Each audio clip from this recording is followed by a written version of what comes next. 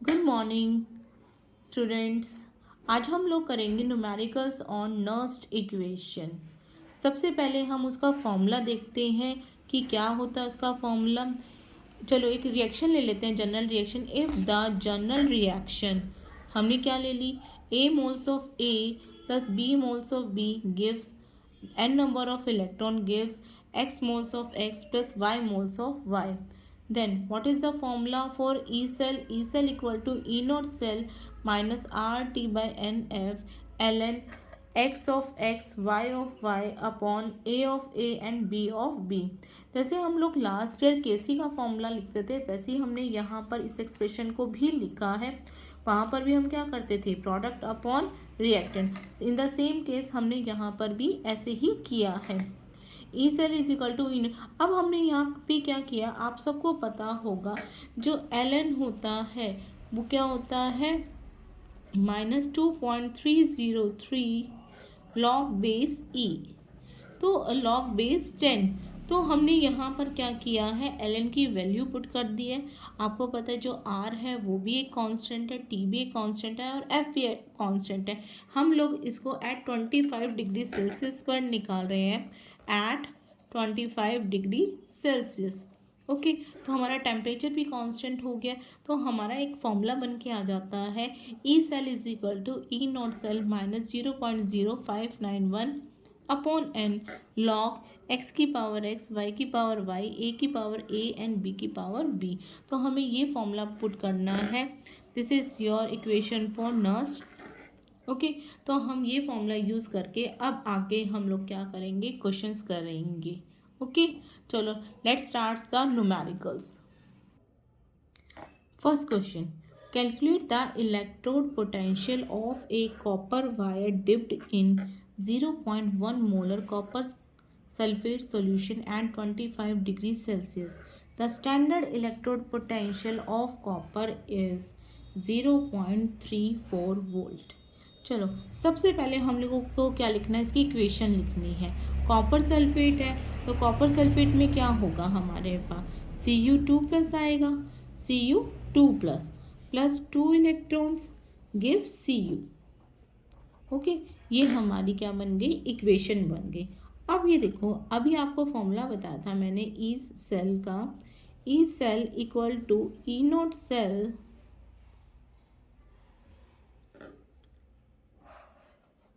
Minus 0.0591 upon N log product upon reactant, log product upon reactant. तो यहाँ देखो क्या है हमारे पास, ई नोट सेल की वैल्यू हम लोगों को गिवन है, यहाँ पे कितना दिया हुआ, ई नोट सेल आपको 0.34। तो ये आपको फाइंड आउट नहीं करने की कोई ज़रूरत नहीं है। ओके नाउ ई सेल क्या हो जाएगा हमारे पास, E cell is equal to 0.34 minus 0.0591। N क्या है यहाँ पे, एन होता है नंबर ऑफ इलेक्ट्रॉन। कितने नंबर ऑफ इलेक्ट्रॉन्स है, 2। तो 2 लॉग प्रोडक्ट क्या है हमारा, concentration of Cu upon concentration of Cu2+ ion.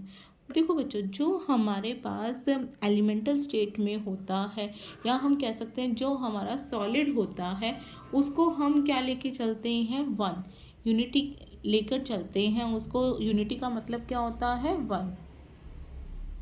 Okay तो यहाँ पे Cu की वैल्यू कितनी हो जाएगी, 1। ओके और Cu2+ की वैल्यू आप लोगों को यहाँ पर गिवन है, इसको हमें क्या करना है, सिर्फ पुट करना है। ओके तो ई सेल क्या हो जाएगा हमारे पास 0.034। इसको पहले हम डिवाइड कर लेते हैं, 2 को 0.0, 2 2 जब 4, फिर हमारे पास क्या आ गया 955 लॉग Cu की वैल्यू कितनी आ जाएगी हमारी 1। Cu2+ की वैल्यू हम लोगों को कितनी गिवन है, 0.1। अब इसको सॉल्व कर देंगे हम लोग, 0.34 माइनस 0.02955। अगर मैं डेसिमल हटा दूँ तो ऊपर 10 चला जाएगा, तो क्या बन जाएगा log 10।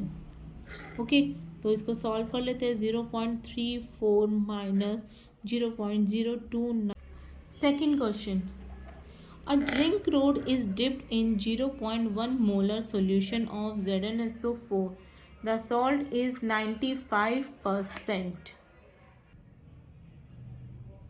Dissociated at this dilution at 298 Kelvin. Calculate the electrode potential. E not हम लोगों को दिया हुआ है Zn2 प्लस Zn का माइनस 0.76 वोल्ट। जैसे हमने पहले किया था ऐसे ही करेंगे। First of all write down the equation क्या बनेगी हमारी, Zn2 plus 2 electrons gives Zn। यहाँ से हमें क्या पता चल गया, हमारा n क्या है 2 इलेक्ट्रॉन। अब वो ये बोल रहा है इसके अंदर कि जो जिंक रोड हमारी डिप्ड है 0.1 मोलर में, जो सॉल्ट हमें मिला है वो 95% हमारा डिसोसिएट हुआ है। ओके, तो इसका मतलब क्या हुआ हमारा कि जो सोल्यूशन है वो 95% डिसोसिएटेड है। तो हमारी जो Zn की वैल्यू आएगी, Zn का कॉन्सेंट्रेशन आएगा, वो क्या आएगा 95% ऑफ 0.1 मोलर। इतने तो आएगा, उसने यही तो बोला है। 100% डिसोसिएशन की बात वो नहीं कर रहा है, वो 95% की डिसोसिएशन की बात कर रहा है। तो हमारे पास क्या आ जाएगा 95/100 इंटू 0.1। तो व्हाट वी गेट 10। तो 95/1000, 95/1000। Okay, this is your concentration. ये आपकी Zn2 प्लस की क्या आ गई कंसंट्रेशन। अब वही हम लोग इलेक्ट्रोड पोटेंशियल का फॉर्मूला रखेंगे। E cell is equal to E naught cell minus 0.0591। हमारे पास n कितना आया हुआ है 2। लॉग में क्या आ जाएगा Zn upon Zn2 plus. Zn की वैल्यू मैंने आपको बताया था, जो भी कोई एलिमेंटल या सॉलिड स्टेट में होता है, प्योर स्टेट में होता है जो हम बोलते हैं, उसकी क्या लेते हैं हम 1। ठीक है, तो दिस इज योर 1। तो हमारे पास क्या आ जाएगा E cell is equal to E naught cell, इसको डिवाइड कर लेते हैं, कितनी वैल्यू आ जाएगी हमारी 0.02955 लॉग, कितनी वैल्यू आ गई हमारे पास यहाँ पे 1, और ये कितना है 95/1000। तो इसको अलग से सॉल्व कर लेते हैं हम लोग।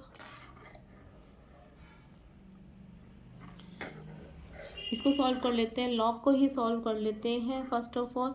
तो लॉग कितना आ जाएगा हमारे पास 1000/95।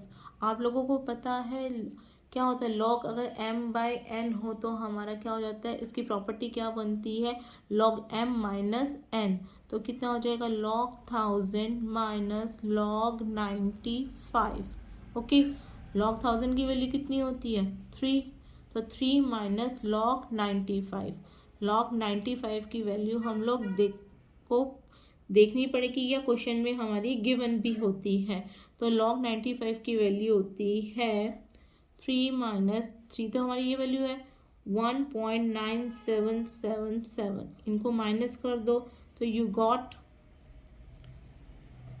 3.1234 1.9777। दिस इज योर 3 9 2 9 में 7 गए 2 0 2। This is your value. Okay, अब इन दोनों की हमें मल्टीप्लाई करनी है, तो हमारे पास क्या आएगा E cell equal to E naught की वैल्यू हम लोगों को गिवन है यहाँ पर माइनस 0.76। तो अब यहाँ पे क्या हो जाएगा माइनस, इन दोनों की मल्टीप्लाई करेंगे तो हमारे पास क्या वैल्यू आ जाएगी, ये माइनस है ये प्लस में, तो माइनस 0.09255। ओके, तो you got the answer into 2.0223। तो हमारे पास क्या वैल्यू आएगी, -0.76 माइनस 0.032021, यू गॉट -0.711021 वोल्ट। एक बार दोबारा समझ लेते हैं, रिवाइज कर लेते हैं कैसे हमने ये क्वेश्चन फाइंड आउट किया। हमें एक जिंक रोड दे रखी है, डिप्ड है 0.1 मोलर सोल्यूशन के अंदर ZnSO4 की।